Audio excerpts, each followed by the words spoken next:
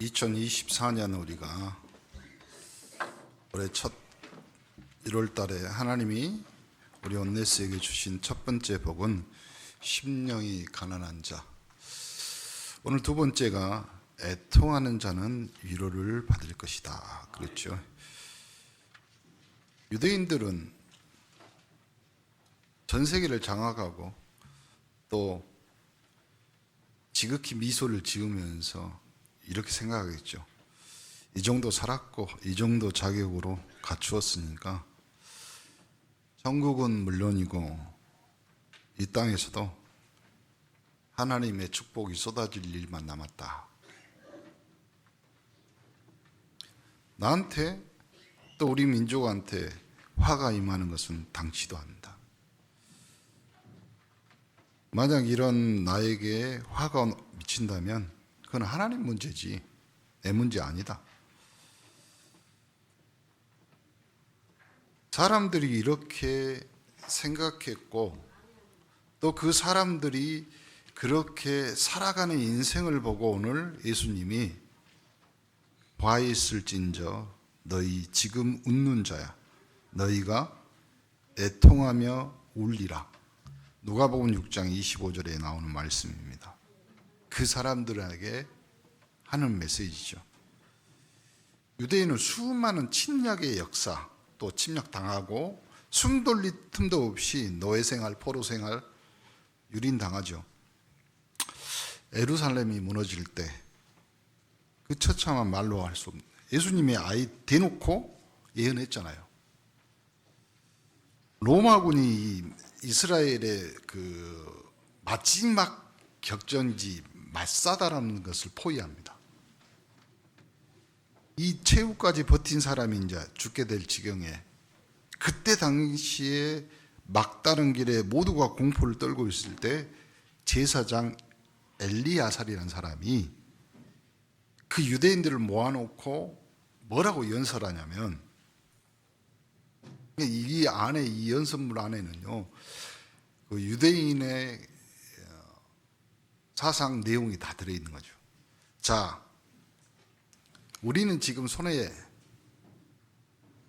밧줄이 묶여 있는 것도 아니고 지금 우리 손에 뭐가 있다? 칼이 있지 않냐. 그러니까 지금 이때 아내들, 자식들, 노예가 아니니까 자유인으로서의 명예롭게 죽을 수 있도록 합시다. 그리고 사랑하는 가족들을 우리 손으로 죽이고 우리도 죽도록 합시다. 이것이 우리 율법에 요구하는 바입니다. 이렇게 죽음을 격려하고 모두가 그렇게 죽습니다. 요세푸스라는 사람이 유대 전쟁사라는 책에 그렇게 기록해 놨어요. 그러니까 이런 사상적 배경 때문에 유대인은 울며 슬퍼하며 이건 스스로 용납이 안 되는 거예요.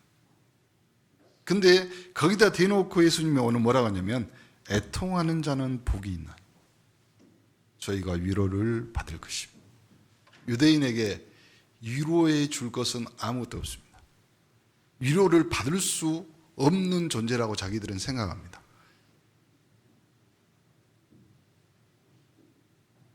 그들의 주변 모든 나라가 이방이며 자기들은 유일하신 여호와 하나님의 선민, 결단코 정신까지 굴복당할 수 없다. 그리고 우리들이 기다리는 메시아 오시면 이 고통스러운 전쟁에서 승리를 안겨줄 다윗왕과 같은 존재가 분명히 올 것이다. 그 사상적 배경과 어릴 때부터 각인되어 있는 그 내용을 예수님이 오늘 두 번째 복 뭐라고 이야기하냐면 애통하는 자는 복이 있나니. 그럼 애통이 무슨 뜻이에요? 애가 탄다, 애가 끊는다, 그리고 안타깝다 이 말이죠. 거기에 통이 뭐냐면 아픔이 아니라 통곡한다. 심령이 마음이 뭘로 인하여서 애가 타서 통곡할 그 말을 하는 거예요. 그 통곡의 첫 번째가 뭐냐면 자신에 대한 애통입니다.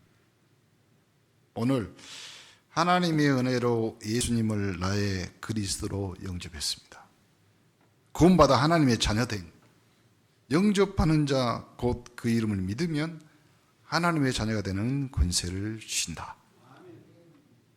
이때 이 사람 안에는 두 가지를 바라보는 삶이 시작되는 거예요. 첫 번째가 뭐냐면 하나님의 자녀로서 하나님을 더 알아. 내가 아버지라고 부를 수 있는 영적인 아버지가 계신다. 하나님의 은혜에 측량할 수 없다. 그래서 더 깊이 하나님을 알아가면서 하나님을 누리는 거예요. 하나님의 풍성한 긍휼, 한없는 사랑, 영원하신 인자하심 더 깊이 체감하면서, 그렇죠? 다른 한 가지는 그 하나님을 자랑하면서 사는 것이죠. 이것이 예배이고 찬양이고 감사고 전도잖아요. 그런데 내가 그리스도 안에서 긍휼, 풍성하신 하나님의 그 크신 사랑, 죽었던 내가 새 생명을 얻었습니다. 구원받는 나에게는 그 은혜가 충만한데도 나에게 또아리를 틀고 있는 온갖 욕구, 욕정, 죄의 속성, 이것이 내 안에, 여러분 아침 호수에서 안개, 물안개 픽 올라오는 것 같이 스물스물, 그걸 아는 사람의 애통. 그래서요, 바울은 가슴을 치면서 로마서 7장 24절 뭐라고 나왔냐면, 오호라 나는 공고한 사람이로다. 이 사망의 몸에서 누가 나를 건져낼 수 있냐. 바울은 자기가 원치 아니하는 것이 자기를 늘 주장하는 사실에 가슴 아파서 애통하는 겁니다. 그 애통하는 마음을 로마서 7장 25절에 갑자기 바뀌면서 뭐라고 하냐면, 우리 주 예수 그리스도로 말미암아 감사한다. 여러분의 심령의 애통에 하나님의 위로 그리스도의 그 충만함이 여러분에게 임하기를 간절히 축원합니다. 그래야지 그리스도에 대한 애통, 내 자신에 대한 애통이 그리스도께 감사로 바뀌는. 그래서요, 그리스도 안에 있는 모든 답. 그래서 바로 8장에 뭐라고 바뀌냐면, 그러므로 이제 그리스도 안에 있는 나는 결코 정죄함이 없다. 이는 그리스도 예수 안에서 생명의 성령의 법이 죄와 사망의 법에서 너를 해방하였습니다. 여러분, 여러분의 심령의 애통이 진짜 여러분 영혼의 해방, 자유함을 주는 그리스도의 은혜가 또 위로가 넘치기를 간절히 축원합니다. 이제는 우리가 생명의 법 아래로 들어가죠. 생명의 법. 그리스도 안에서 얻게 되는 성령으로 말미암아 생명의 능력, 기운, 그 충만한 거기에 우리가, 그래서 나는 살았고 우리의 영혼, 마음, 정신, 생각, 육신도 앞으로 나에 관계된 모든 것들이 살게 됩니다. 그걸 뭐라고 하냐면 하나님의 생명의 법. 이거 너무 강렬한 거. 온 천하에 다니면서 이 바울은 그걸 선포한. 생이란 산다는 뜻이잖아요. 그리스도 안에 있으면 생명의 법이 우리의 가정, 가족, 나의 산업, 신앙생활, 기도, 믿음, 전도 다 살아난 당연한 것을 우리가 누릴 수 있는 사람이 되셔야 돼요. 그리스도 안에 있으면 그 생명의 법 안에 누가 우리를 사망으로, 누가 우리를 공고로, 누가 우리를 칼로 모든 걸로 이어갈 수 있겠습니까? 그리스도 안에 있는 그 사랑에서 우리를 끊을 수 없다. 그래서요, 오늘 첫 번째 자신에 대한 애통이 있는 사람은요, 생명의 성령의 법으로 그리스도의 가장 확실한 위로를 받는 축복을 누리시기를 간절히 축원합니다. 두 번째, 그러면 그리스도를 통해서 구원받아 위로받은 자가 해야 될 일, 그 첫 번째가 뭐냐면 복음 운동. 다른 운동 아닙니다. 그리스도 운동하자 이 말이에요. 그 그리스도 운동의 부흥을 위한 애통. 사단은요, 자신의 전략대로 전 세계를 와지 우상, 종교, 문화 지배하고 있어요. 이번에 우리 렘넌트도 일본 갔다 오셨죠. 그냥요, 처음 가고 거기 사는 사람들 그냥 다 눌려 사는 거예요. 그걸 문화라는 말로 포장해서요, 우리의 전통이라는 걸로 색깔을 바꿔서요, 여러분 그냥 눌려 사는 거예요. 그렇죠? 목사님 여러 번 말했죠. 영적 문제가 뭐예요? 눌린 거예요. 잡힌 거예요. 거기서 벗어날 수가 없는 거예요. 서구의 선진국들, 과학, 기술, 인본주의, 그게 우상이잖아요. 그러면 남미나 이런 대부분의 국가들은요, 필리핀도 마찬가지예요. 완전히 마리아상. 거리마다 다 장식되어 있어요. 집마다. 동남아 국가들, 불상, 사찰, 문화, 그걸로요, 뭐냐, 관광 사업을 한다니까요. 또 공산국가, 사회주의, 사상 이념. 우리나라가 뭐 동서로 나뉘고 남북으로 나뉘고 사상, 언제까지 그것이 우상화돼야 돼요? 그런 거 없어요. 우리나라는 세계 복음할 나라입니다. 그러므로 하나님 우리나라를 축복한 거예요. 그 이유 다른 거 없어요.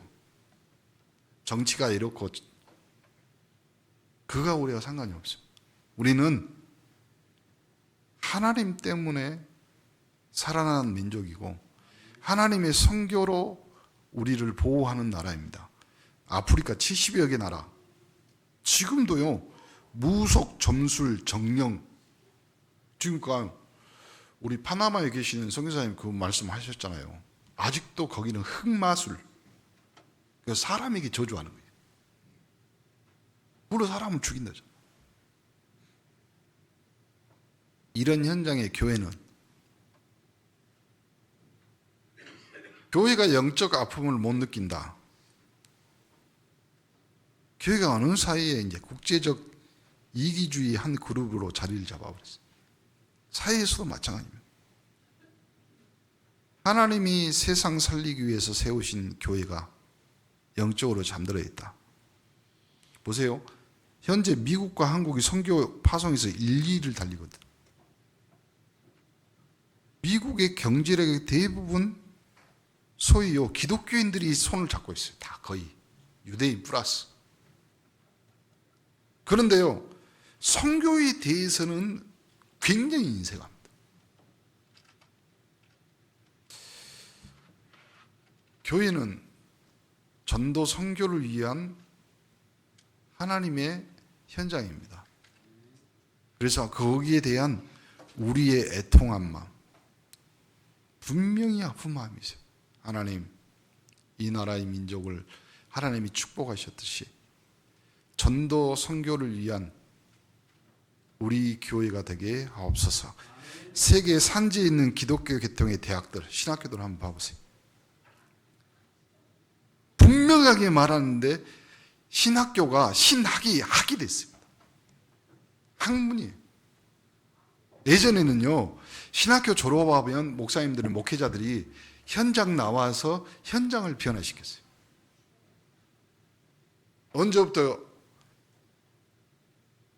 신학이 학문이 돼서 거기에 인본, 인문 모두 다 끌어다 옵니다. 거기다 붙입니다. 거기에 신학생들이 다 현혹돼 가지고, 거기 있잖아요, 돌. 우리 동기 중에 거기에 빠져가지고 그 사람 쫓아다니고, 그 사람은 예수를 그리스도로 생각 안 해요. 그냥 유대에 나오는 한 선지자. 거기에다가 뭐 유학, 도교 뭐 이런 거 싹 다 붙여가지고 해석하거든요, 성경도. 학문이면 그럴 수 있습니다. 언제까지 신학이 학문이 돼? 우리 교육자들은 앞으로 신학 분명히 그 발판 위에 현장도 있는 거죠. 근데요,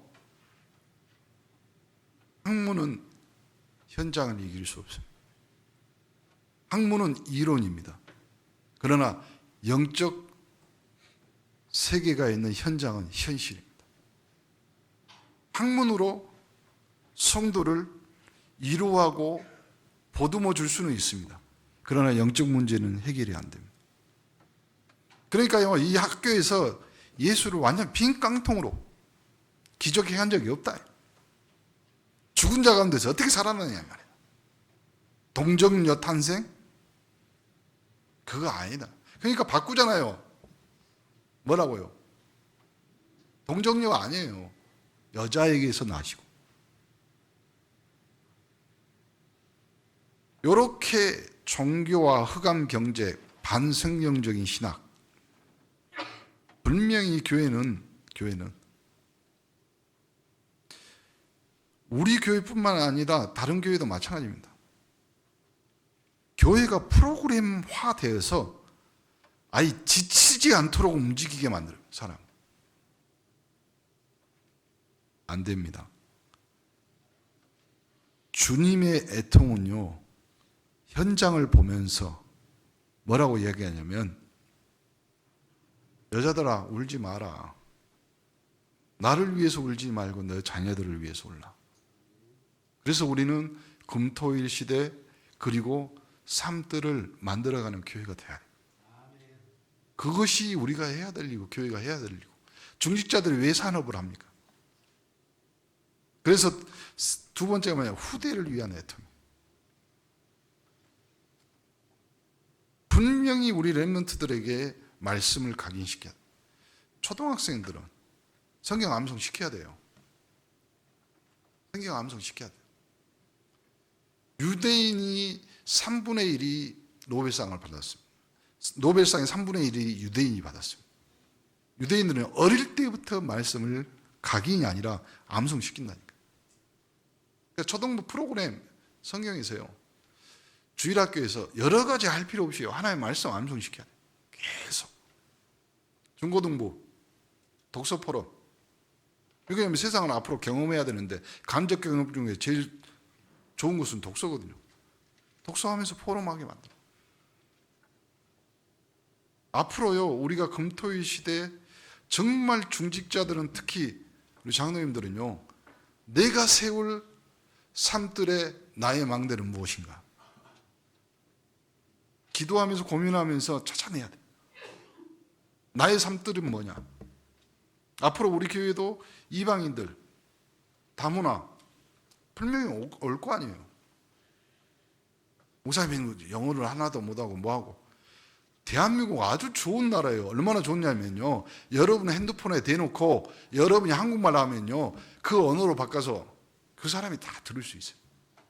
그 정도로 우리나라는 인터넷 강국입니다. 돈 안 들어요. 그러니까 앞으로 우리가 다문화 와도 아무 상관이 없어요. 이사야 66편 7절 9절에 뭐라고 나오냐면, 시온은 진통하기 전에 해산하며 고통을 당하기 전에 나말을 낳았으니 이러한 일을 들은 자가 누구이며 이런 일을 본 자가 누구냐? 나라가 어찌 하루에 생기겠으며 민족이 어찌 한순간에 태어나겠느냐? 그러나 시온은 진통하는 즉시 그 아들을 순산하였도다. 여호와께서 이르시되 내가 아이를 갖도록 하였은즉 해산하게 하지 아니하겠느냐? 하나님이 이르시되 나는 해산하게 하는 아인즉 어찌 태를 덮겠느냐 하시니라. 해산에 우리 후대에 대한 애통, 자녀는 진통 없이 태어날 수 없잖아요.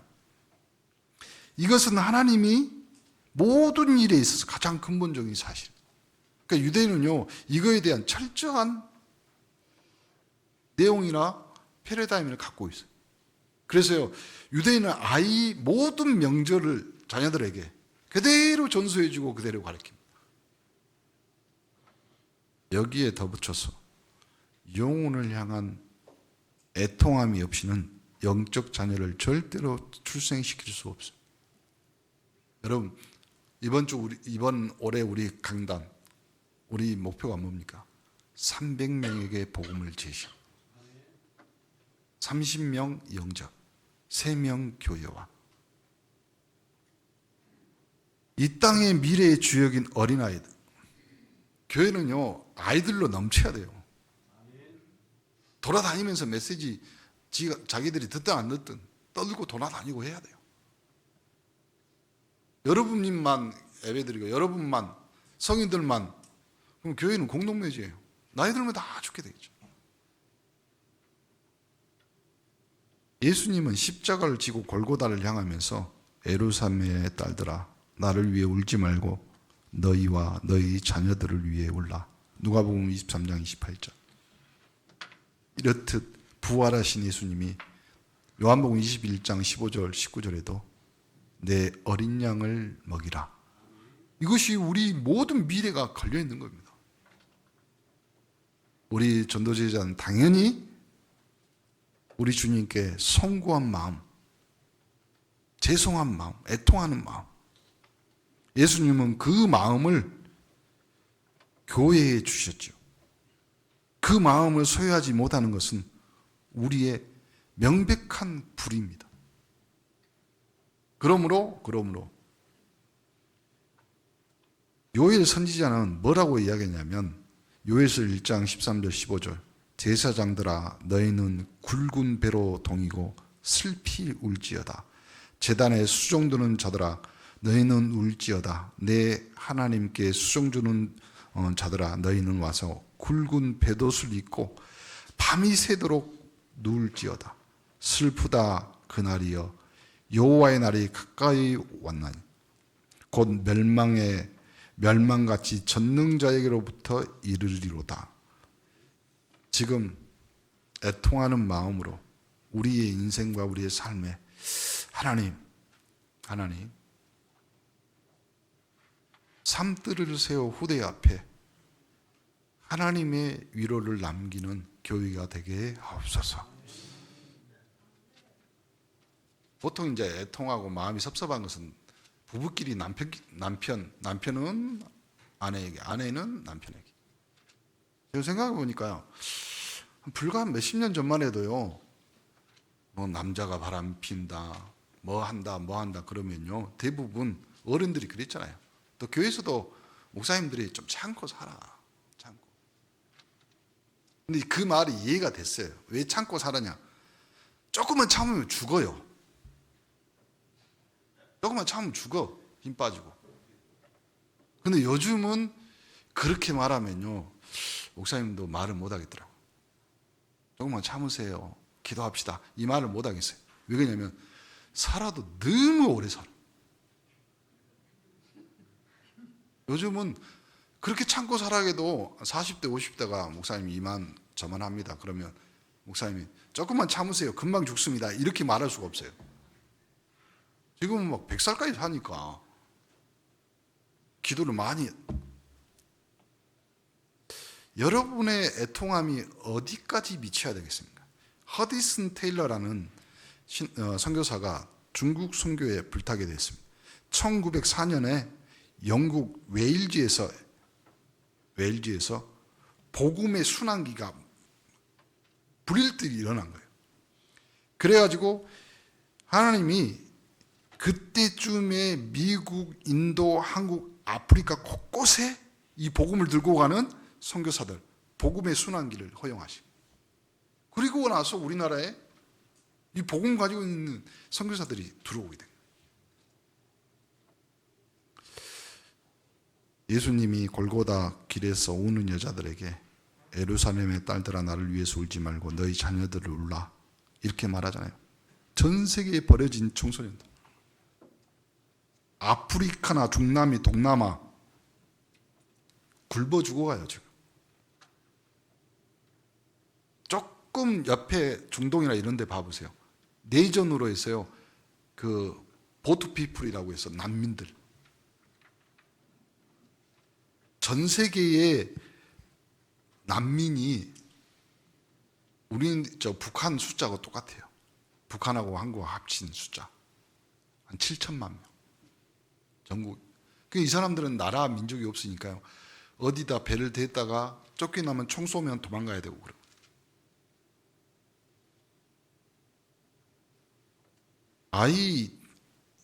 요 청소년들이요, 지금 음란, 마약, 동성애, 거기를 출구 삼아서요, 청소년들이 유괴당하고 파괴되고 있어요.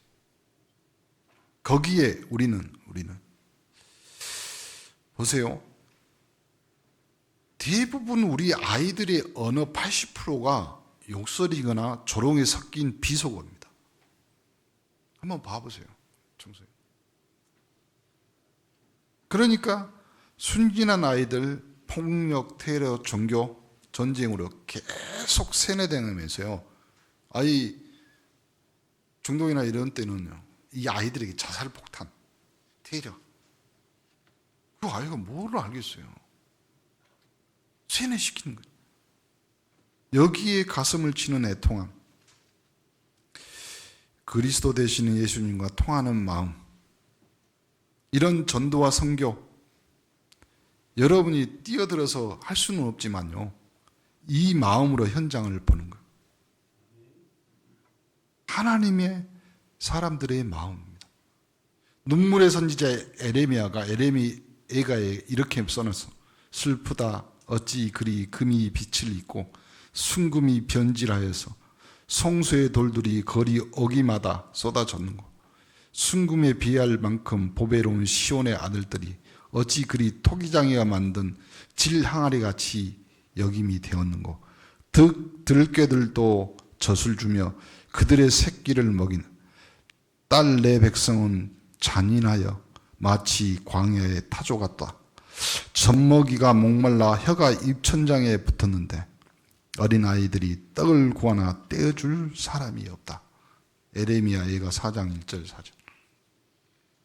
이건 하나님의 애통함. 그걸 에레미야가 예가에다 써놓은 거예요.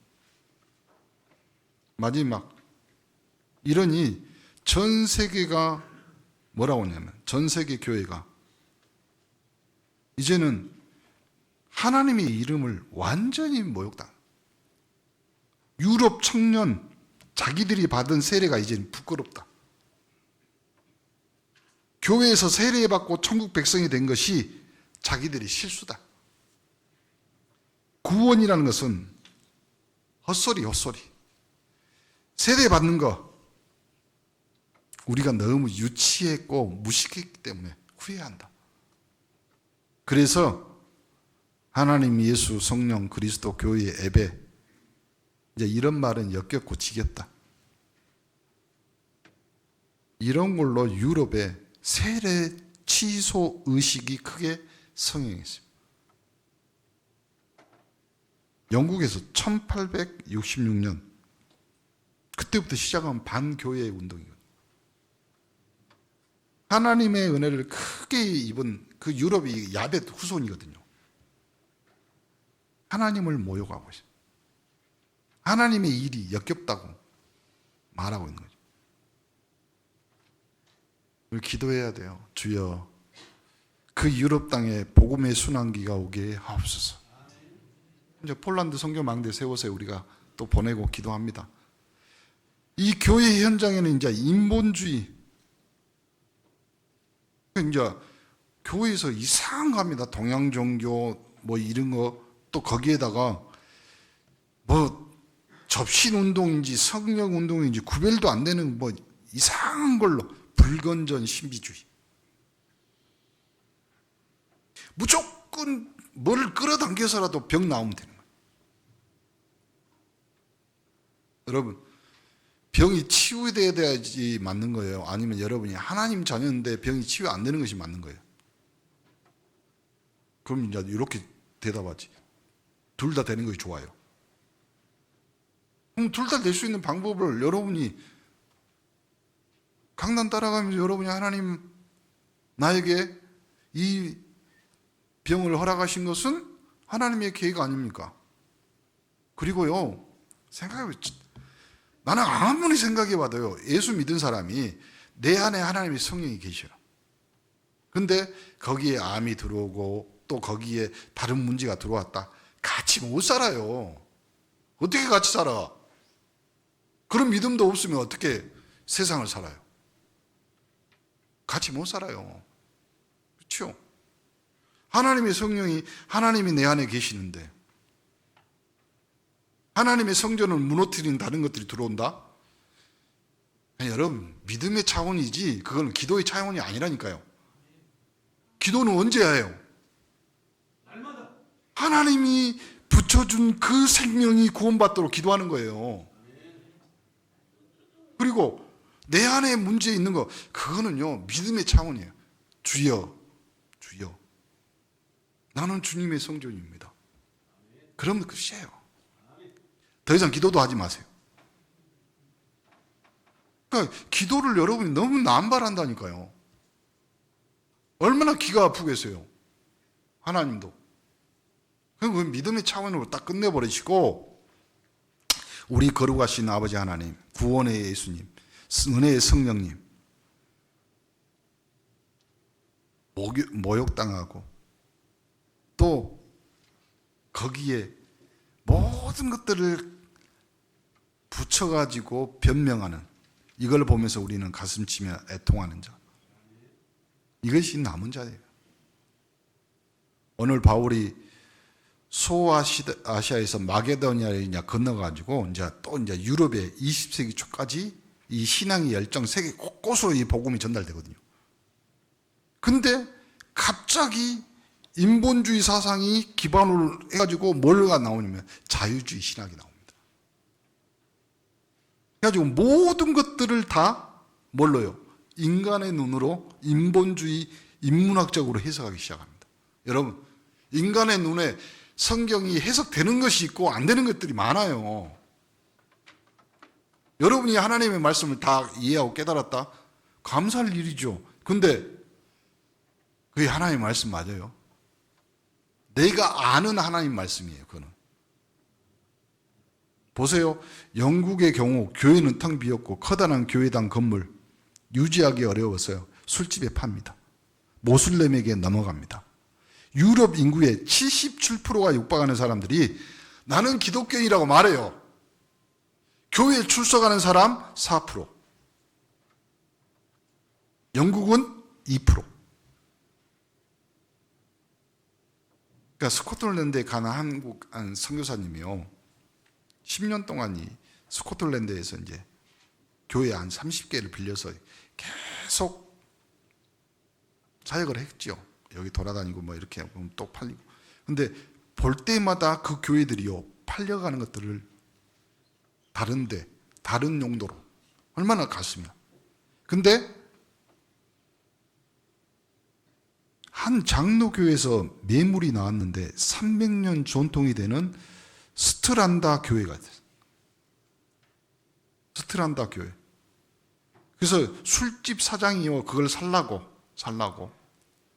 그래서 이 선교사님이 한국에 이제 선교사님이 이제 보고를 한 거예요. 1억 3천만 원에 그 교회를. 우리가 폴란드 선교를 보면서요 좀 기도해야 돼요. 주여 저 유럽 땅에 복음의 전성기가 다시 오게 하옵소서. 다시 그 유럽 땅에 복음의 순환기가 허락되게 하옵소서. 하나님 그리스도의 계절이 그 현장에 오게 하옵소서. 애통하는 마음으로. 그 다윗이요 역대상 29장 10절 14절에 말하잖아요. 나는 상하 침대에서 잠을 자고 또 가죽으로 된 이불을 덮고 잠을 자는데 하나님의 언약궤 바람 부는 곳에 있다. 우리 인생이거든요. 우리 삶. 여러분 생애 최고의 목표의 기도는 다윗처럼 하나님의 전을 건축하는 것. 그것이 여러분의 선교입니다. 기도하면서 하나님 나의 삶들을 찾게 하옵소서. 그러므로 이제 모든 피조물들이 인간이 진짜 하나님의 형상이 맞다. 그걸 고대한다니까요. 그걸 로마서에 써놓잖아요. 모든 피조물들도 인간들이 하나님의 형상이 회복되도록 오늘 우리가 회복합시다. 뭘로요? 여자의 후손이 뱀의 머리를 상하게 할 것이다. 부서뜨리게. 여자의 후손. 여러분 그로 복음을 확실히 정확히 누르셔야 돼요. 안 그러면 맨날 눌려. 로마서 8장 19절 22절입니다. 피조물들이 고대하는 바는 하나님의 아들들이 나타나는 것이니 피조물이 허무한 데 굴복하는 것은 자기의 뜻이 아니요 오직 굴복하게 하신 이로 말미암음이라. 그 바라는 것은 피조물도 썩어짐에 종루하는 데서 해방되어 하나님의 자녀들의 영광의 자유에 이르는 것이다. 피조물이 다 이제까지 함께 탄식하며 함께 고통을 겪고 있는 것 우리가 안다. 여러분, 전 세계에 흩어져 있는 모든 사람들의 고통은 딱 하나입니다. 영적인 고통.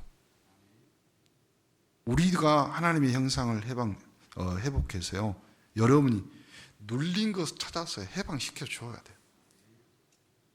제발 해방시켜 줄 수 있는 길을 아는 여러분만이 길, 진리, 생명을 전달해 줄 전도 제자인 줄 믿습니다. 하나님 떠난 마귀에 속해 있는 자들, 또 전쟁으로 황폐되어진 것, 삼남만상이 다 불탈 거 아니에요. 복음 가진 우리 전도 제자들은 모든 저주와 재앙, 지옥, 멸망에서 건져내어 살리는 것이 전도 제자의 정복이에요. 결론, 애통하는 심령으로 현장을 보게 하소서. 복음만이 필요한 이유를 알게 하시고 나의 일생이 하나님의 소원에 매여 온 세상에 그릇토기를 세우게 하옵소서. 기도합시다. 하나님 감사합니다. 하나님의 애통이 나의 애통이 되어 그리스도의 일원을 전달하는 주의 귀한 3.18 영적 서밋들이 되게 하옵소서. 예수 그리스도 이름으로 기도합니다. 아멘.